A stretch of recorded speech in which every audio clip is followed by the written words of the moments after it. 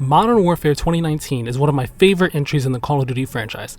Its tight gameplay, new innovations for the series, and slower pace resulted in a game that I played every day for almost a full year, even though I had my fair share of frustrations with it. Going into the beta for Modern Warfare 2, my one hope was that it would give me more of a game I loved, just without the rough spots. After spending plenty of time playing the beta during its first weekend, I can say that Modern Warfare 2 is in fact more of its predecessor, for better and for worse. Let's start with the positives. Just as in Modern Warfare 2019, the weapons are great. There were only a couple of weapons available for the first weekend of the beta, but I've liked each one that I've used so far. The M4 remains as reliable as always, with its solid mix of great range, damage, and handling, but new weapons like the FSS Hurricane and the F-TAC Recon have also been ones that I've grown fond of, the former for its fire rate and high ammo count, and the latter for its ability to put down enemies with just a few shots.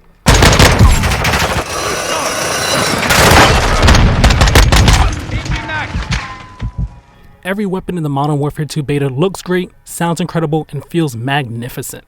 They all have a real sense of weight to them that makes them feel like actual weapons, which, when coupled with the audio design, visuals, and recoil, results in each gun feeling like a force to be reckoned with. Once again, Infinity Ward has done some top-notch work here.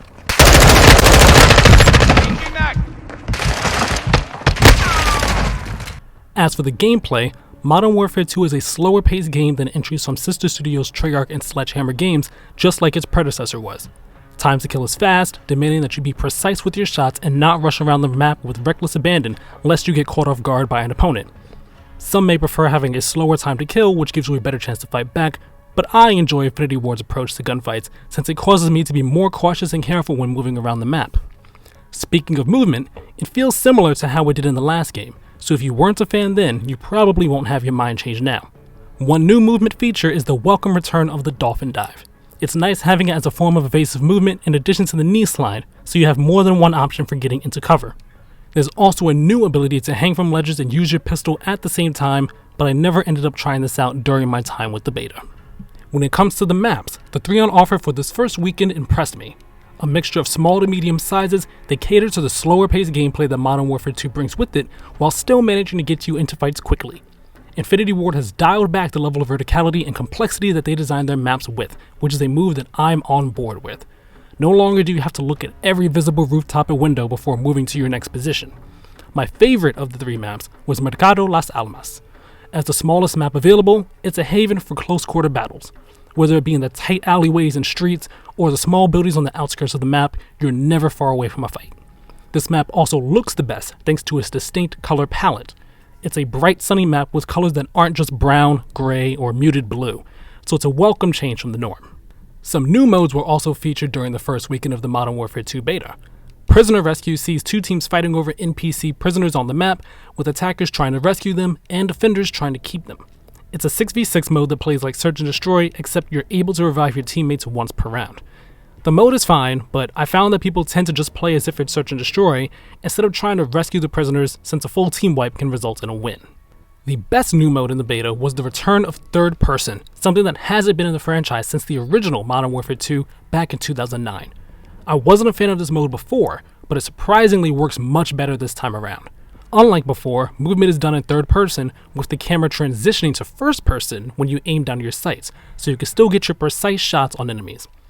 Third person mode might just be a fun one-off mode for some, but it may end up being my preferred way to play when Modern Warfare 2 releases next month.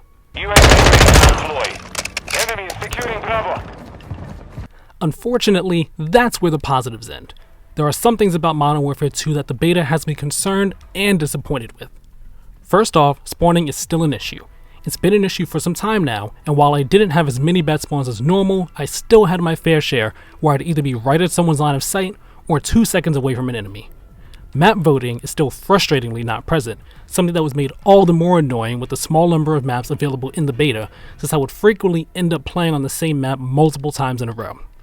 The UI is also a bit counterintuitive and difficult to navigate.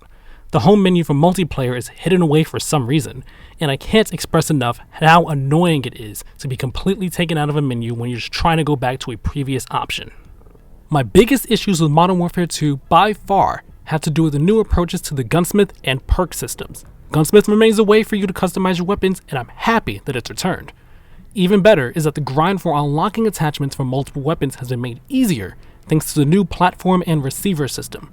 There are different base weapon platforms, and as you level a platform up, you eventually unlock a receiver for a different weapon that's part of the base weapons family. Any attachments you unlocked for the first weapon carry over to any other weapon that's part of its platform. Where things get frustrating is that this seems to be the only way in which you'll actually unlock some of the weapons. You'll still unlock some weapons by ranking up yourself, but to unlock the M16 assault rifle, for example, you have to first level up the M4 until you get the receiver for the Icarus light machine gun. Once you've leveled that up enough to unlock the M16 receiver, then you can use it. I understand that the system was probably put in place to encourage players to try different weapons, but for someone like myself who generally doesn't like to use light machine guns, it's frustrating that the M16 is locked behind a weapon I don't want to use. I'm already worried that other weapons I want to use will be locked behind other weapon classes that I don't enjoy. Leveling up weapons seems to be fairly speedy, but for now, this is an unnecessary barrier. Even more baffling is the new perk system that Modern Warfare 2 introduces. Changing to something that's akin to the specialist perk system from previous games, you're able to make different perk packages for each of your classes. These perk packages consist of 4 perks, 2 that you start a match with, a bonus perk that kicks in about halfway through a match, and an ultimate perk that kicks in close to the end. This is a change that I simply don't understand the reasoning behind, since the normal perk system worked just fine. Perhaps it's to prevent people from being too powerful at the start of a match, forcing you to earn that strength instead, but it feels like a change made for change's sake. It also doesn't help that the way the system works isn't explained and is left for you to figure out. You can decrease the time you have to wait by getting kills or completing objectives, but that doesn't matter much if you join an in-progress match or are going up against a team that's dominating you, since you won't have access to all your perks like they do. I doubt this will be changed, but I sincerely hope that Infinity Ward takes in player feedback on the system and makes adjustments to it, because as it is now, I don't think many players will be happy with it.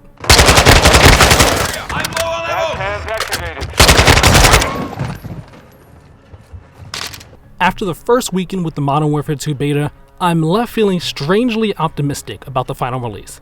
It feels as great as ever to play, and the map design seems to be going in the right direction, but there are a number of issues, both old and new, that have me annoyed.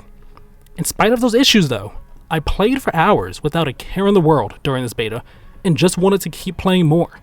As of now, it seems like I'll be getting exactly what I wanted from Modern Warfare 2. More of what came before, for better and for worse.